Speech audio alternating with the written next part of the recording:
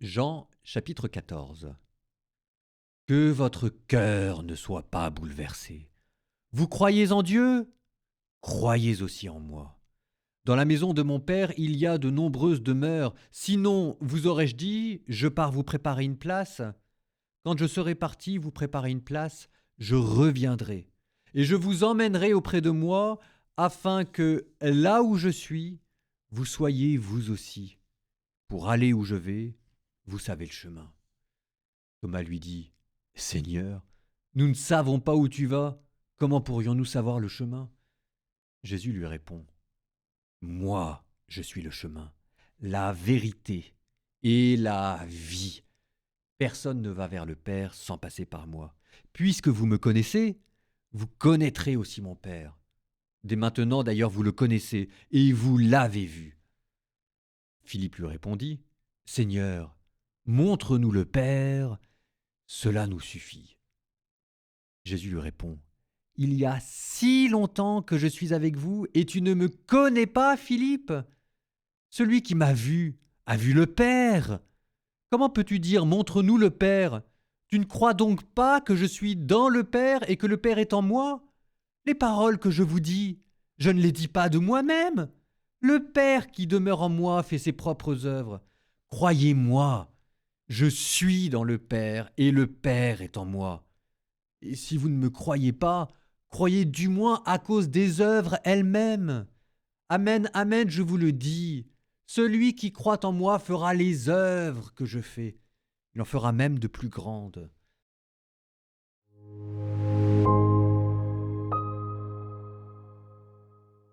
On va s'intéresser à une phrase, celle de Philippe, Seigneur, montre-nous le Père, cela nous suffit.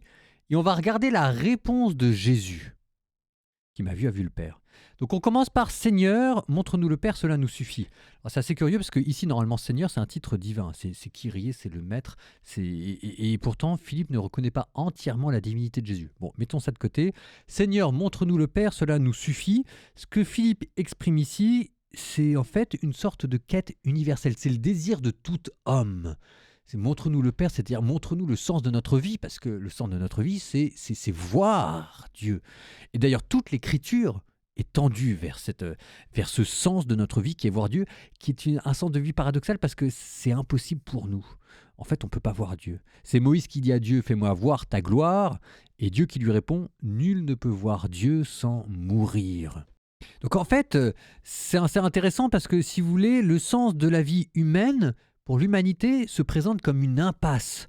On veut voir Dieu, mais c'est pas possible. Et en fait, cette impasse-là, le fait qu'on est quand même des milliers, des milliards sur la Terre à ne pas savoir pourquoi on vit sur Terre, eh ben c'est dans cet évangile-là qu'il y a la trouée qui se fait, que tout d'un coup on trouve la sortie de secours. Et alors juste avant qu'on aille sur la sortie de secours, vous voyez quand Philippe vous dit « Montre-nous le Père, cela nous suffit ».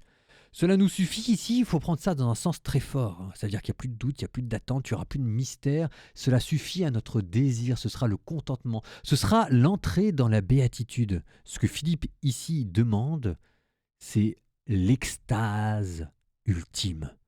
C'est le sens de la vie, l'expérience dont tout homme rêve. Ce que saint Augustin écrira plus tard, le cœur de l'homme est inquiet tant qu'il ne repose en toi. Et ici, Philippe exprime cette inquiétude fondamentale, mais en termes plus mystiques, religieux et plus métaphysiques. Réponse de Jésus, il y a si longtemps que je suis avec vous et tu ne me connais pas.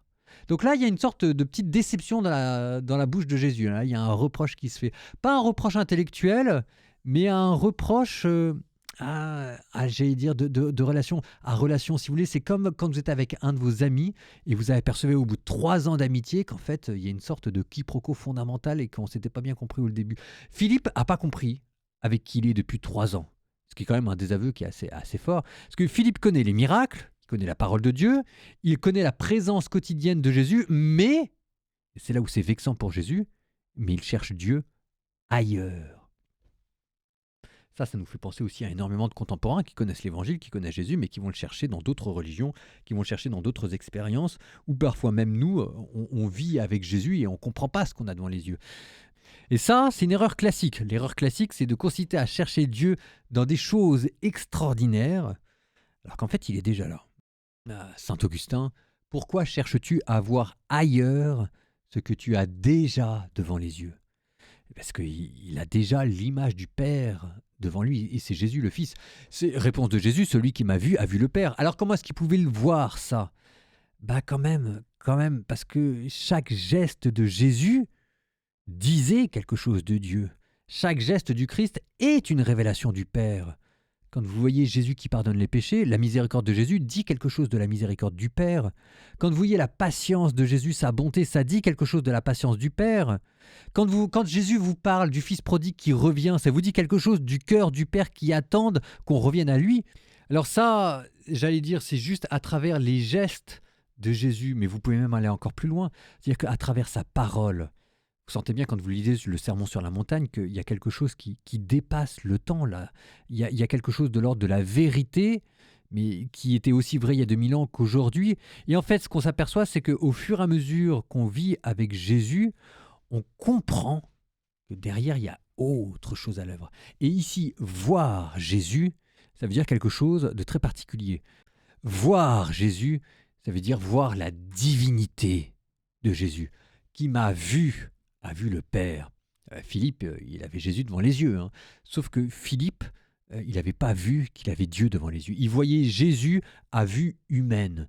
Et en fait, il aurait pu se dire qu'il y avait une puissance, il y avait une bonté, il y avait un absolu, il y avait une éternité qui émanait du corps de Jésus, qui faisait que Jésus, c'était pas seulement un homme au-dessus des autres, c'était pas seulement quelqu'un qui nous dépassait de tous les côtés, c'est que là, en fait, il avait carrément troué l'absolu, quoi. C'était l'incréé qui arrivait devant nous. Et donc, en fait, Jésus est l'image.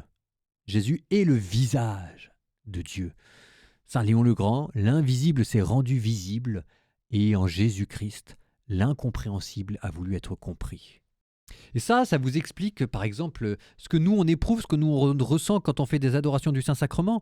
C'est qu'on a devant les yeux un simple morceau de pain à vue humaine, et pourtant il a consacré, et on arrive à voir derrière les apparences qu'en fait il y a la divinité, il y a le Christ, et que derrière le Christ il y a l'image parfaite du Père. Mais pour ça, pour arriver à le voir, il faut renouveler sa manière de voir, il faut renouveler sa manière d'aimer. C'est en aimant Dieu qu'on arrive à voir le Christ. Et c'est en voyant le Christ qu'on arrive à aimer Dieu.